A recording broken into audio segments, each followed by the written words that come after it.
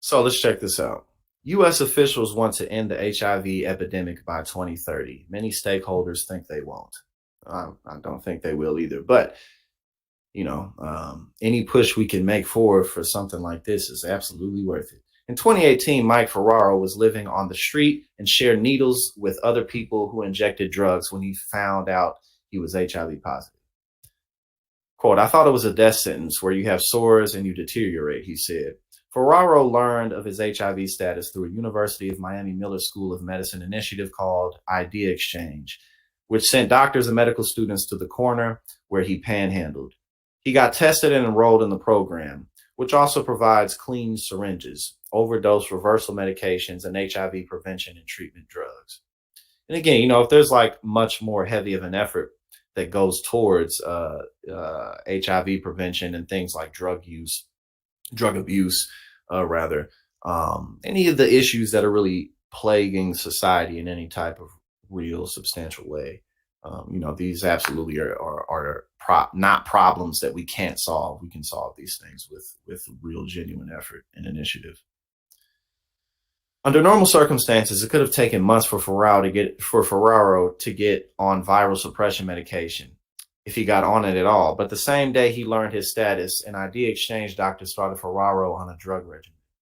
His HIV is now in check, and he is recovering from drug use.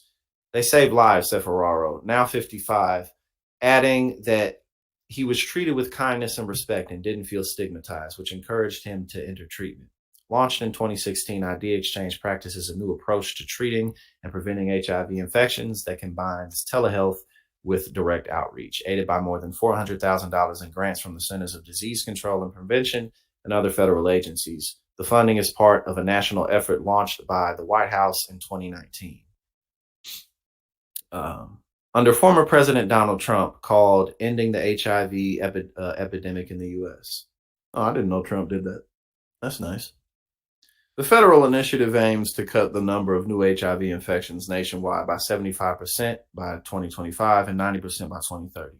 Officials hope to achieve those milestones by funding new, community-specific strategies to deliver care to hard-to-reach groups, such as people who inject drugs and others who are living with or at risk of contracting HIV. But yeah, no, again, these are the type, not only are these the types of initiatives that we need, but the people at the forefront of these kinds of initiatives are just some of the best people in the world. You know what I mean? Because they shamelessly get down with the downtrodden, with the people who are stigmatized and overlooked, people who are shunned, you know what I'm saying? And they do it just because these people need help. Federal health agencies have sent hundreds of millions of dollars to cities, states, and territories hit hardest by the epidemic, many in the South. Georgia, Louisiana, and Florida were among the states with the highest rates of new HIV diagnoses in 2020, according to the CDC. But people living with HIV, doctors, infectious diseases experts, community groups, and some of the nation's top HIV officials say the initiative could miss its main 2030 goal.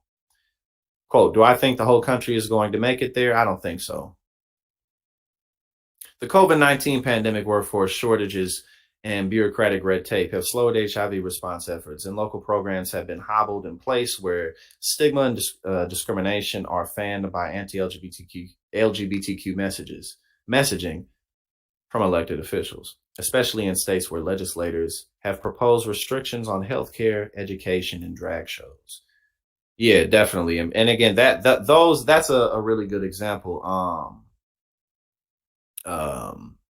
Really good example of how the culture war obsession can lead to restrictions and just the general betterment of society. You know what I'm saying? Like people who are more at risk for contacting certain types of ailments. Because they may just be more strongly concentrated within various communities. If you have a culture war that stigmatizes these people, obviously, they're not going to be able to get the help that they need, which affects everybody. So the culture war, although it essentially is entertainment to people who are obsessed with it, unfortunately, it leads to real world issues, very negative real world issues. We all were not at the same starting point, Phillips said. Because of pandemic disruptions, federal officials haven't had solid estimates of new infections or the number of people living with HIV since the end of 2019. The available data suggests the goal of dramatically reducing new infections is a long way off. HIV testing and uptake of preventative drugs such as pre exposure prophylaxis or PrEP and viral suppression medications are also falling short. Okay, yeah. So again, this is absolutely the type of initiative that comes with just a stronger, more central medical system. One that's not just our medical system's just a big fucking mess. Our insurance system, especially, it's just a mess. Any way you look at it, it's sloppy. It's a mess. It's annoying. Having to sign. Unless you work with a company, a lot of it's great to be able to be in a position where maybe you work with a company that provides health insurance.